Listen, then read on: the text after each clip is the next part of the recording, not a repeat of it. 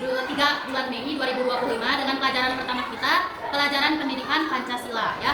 Untuk memulai pembelajaran hari ini, mari kita awali dengan berdoa bersama dipimpin oleh ketua kelas kita.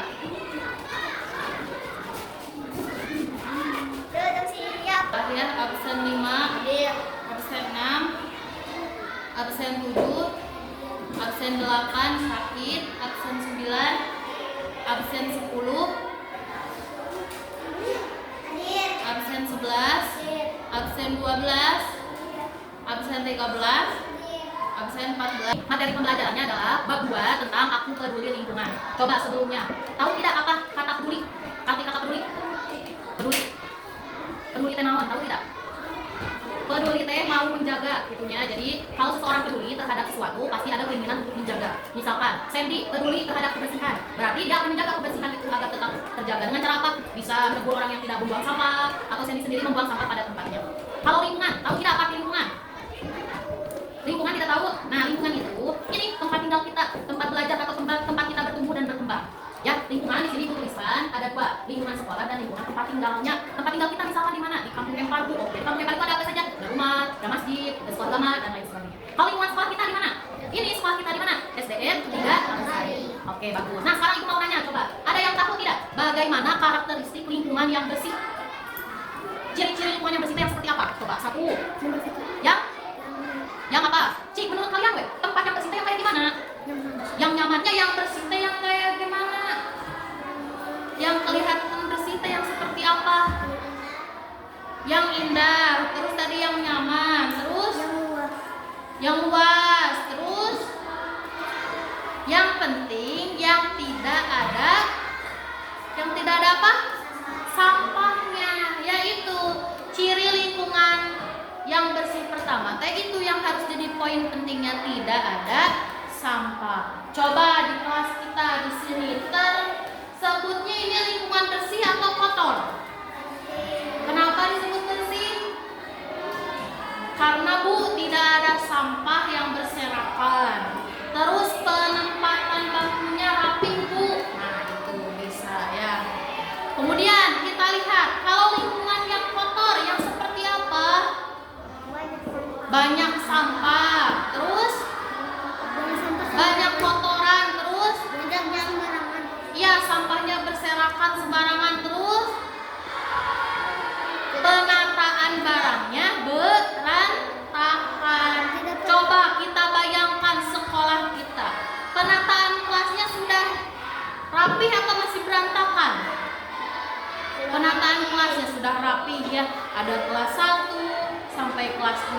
Ada ruang apa lagi? Kepala sekolah, ruang guru, perpustakaan. Semuanya rapi, berjejer, rapi. Nah, itu bisa disebutkan lingkungan yang bersih. Sekarang lingkungan rumah kita, coba bayangkan isi rumah kita. Kita masuk dari pintu ke ruang tamu dulu. Menurut kalian, rumah kalian masing-masing sudah termasuk lingkungan bersih atau kotor? Bersih. Kenapa bersih? Ya gak ada sampah tuh karena sudah dibersihin. Pernah tidak kalian melihat sampah berserakan seperti ini? Pernah.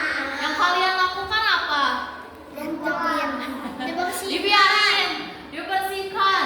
Kabur Bu, males ya. Nah, kalau peduli sikap peduli kita, peduli lingkungan kita sudah tinggi, tentunya kita akan tadi kata Pak biar membereskan.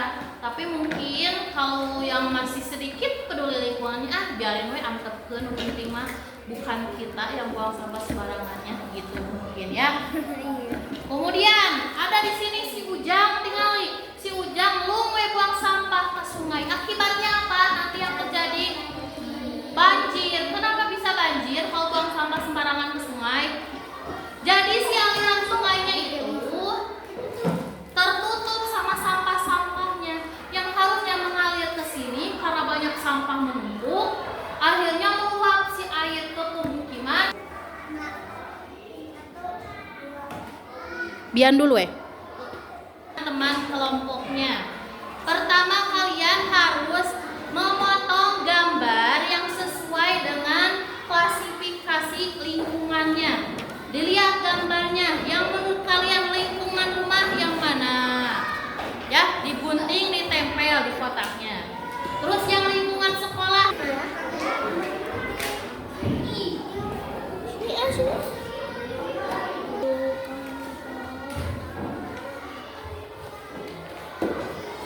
orang kan WA. Baik anak-anak, bagaimana tugasnya? Ada yang sudah selesai? Sudah. Boleh sini dikumpulin yang sedang membersihkan rumah. Kemudian ada saudara perempuan sedang membersihkan rumah. Ada keluarga yang sedang bersih-bersih di dapur. Kemudian ini kedua, gambar di lingkungan sekolahnya ada 3 gambar, betul. Pertama ada anak-anak yang sedang piket di dalam kelas. Kemudian 2 gambarnya lagi sedang piket di luar kelas. Dan lingkungan masyarakatnya betul ada 4 gambar di mana di sini membersihkan atau harus warga sekolah. Siapa saja? Kepala sekolah, guru dan juga siswa-siswi. Kalau lingkungan rumah, siapa yang harus menjaganya? Anggota keluarganya, ya ibu, bapak, kakek, kalau ada neneknya, adik, saudara dan lain-lainnya. Nah, kemudian apa lagi yang sudah kita pelajari? Cara menjaga dengan apa? Dengan meyakini bahwa lingkungan yang bersih itu bisa membuat nyaman. Kedua, dengan menjaga lingkungan tidak buang sampah sembarangan, tidak menebang pohon berlebihan, ya.